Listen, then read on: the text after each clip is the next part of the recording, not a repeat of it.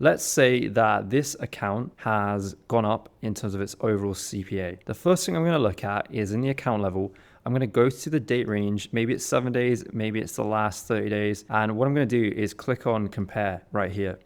And what this is going to enable you to do is to actually look at the difference in these metrics compared to the previous 7 days. So for example, you can see here how the cost per result has gone up like crazy.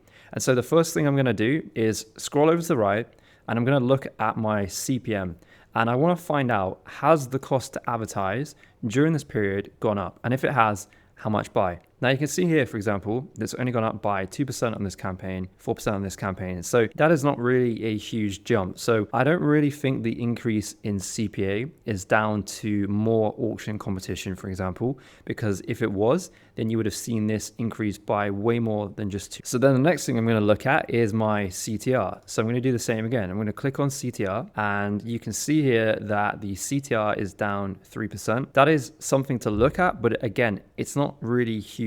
What you can see here is that my top line ad metrics over the 7-day period haven't really changed that much, but the reported CPA has. And so the next thing I'm going to do is go to the ad, and I'm going to look at how much money is being spent on each ad and whether there's any drastic fluctuation in the budget that has been spent on a specific ad. And this is a very interesting one to do, because if, for example, you have 7 ads and you have always been putting budget into one and then the CPA went up, you could rule out that the creative that you're using, or the creative that Meta is spending its budget on, is the wrong creative, and you need to go in there, turn it off, or replace it with something else. And you can see here that this is up 888%. And then if I scroll to the left and go to cost per result, you can see here that the existing ad, this one right here, this has a CPA of $146 versus the previous 7 days, it was 70.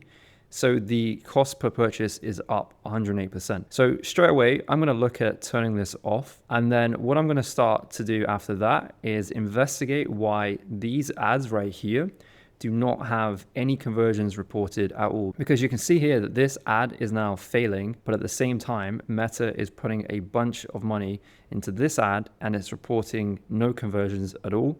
Therefore, the reported cost per purchase is way higher than it usually is. And so that right there, what I've just shown you, is what you should be doing when you have these fluctuations. You need to basically be able to tell a story, as wild as that might sound. You want to be able to say that the reason why this has happened is because of X, Y, Z, okay? What you don't want to be saying is that you've been on Reddit and you found that Meta has had a bunch of outages this week, and there's 50 dropshippers that are all coming to BS on Reddit right now who are saying that they also have the same issue, because that is not the answer. And you have to look for conclusive data that actually backs up what is going on. And your job as a media buyer is to be able to look at this data and find things like I've just shown you. Now, because that issue is literally on one campaign only, I don't need to go as deeper into the overall performance because it's just that one campaign. But let's say I'm having some major issues across the entire ad account right now in the entire company. What I'd be looking at instead is some of your website metrics. So I'm going to look at bounce rate and average time spent.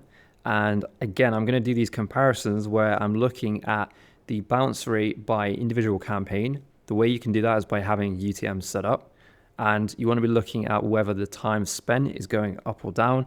Is there fluctuation there? And if you do find that that is the case, then you could potentially rule out that the quality of traffic coming from that campaign isn't as good as it used to be, and you need to go in and take action. And then another thing I would be looking for is the new customer rate versus returning customer rate. If you find that over the last 7 days, your cost per sale has gone up quite a bit, but your new customer rate has gone up with it, then you could rule out that you've actually been acquiring new customers.